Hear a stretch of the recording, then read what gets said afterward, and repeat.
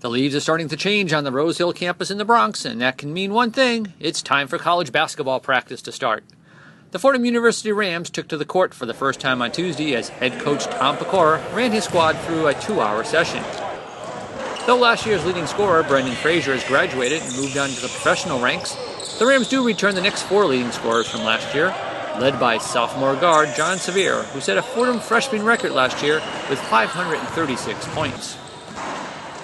Also back is junior guard Mandel Thomas, who averaged 11.9 points per game last year, while also leading the team with 45 steals. Junior forward Ryan Rooms, who led last year's squad with 6.9 rebounds per game, is back after scoring 6.3 points per game for the Rams last year. Redshirt freshman Antoine Anderson, who sat out last year, is getting ready for his first year as a Ram, as are 5 true freshmen, led by guard Nemanja Zarkovic, who led his high school team in Montreal to the provincial championship game, along with guard Zaire Thompson, who was born in Chicago but grew up in Germany, where he played at Erspring Academy, averaging over 10 points per game as a senior. Thompson's high school teammate, Christian Sengfelder, averaged a double-double for Erspring last year, with 18.7 points per game and 10.4 rebounds per game. Australian forward Dakiba Pate-Aston, at 6'9" and 250 pounds, gives the Rams a presence up front. Day 1 of practice in the books. How'd it go? I thought it was a good one. I mean, we were a little banged up. We had a couple guys on the sideline who didn't report for us, but the guys worked really hard, and we put in some new things, and I thought they were locked in and did a good job.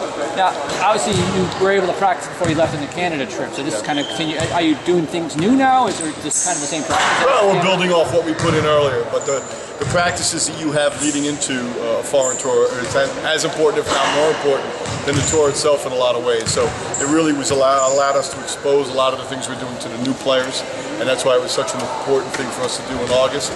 But now we'll build off that, and it gives us a little bit of a head start. You mentioned we have a lot of new players in the roster this year. How important was that practice before this practice for them to kind of understand? Very much so. Just to understand the intensity of it, the rhythm of a college practice. Those things are very important for young players. Thanks, Coach. Thank you. First practice of the season, how'd it go?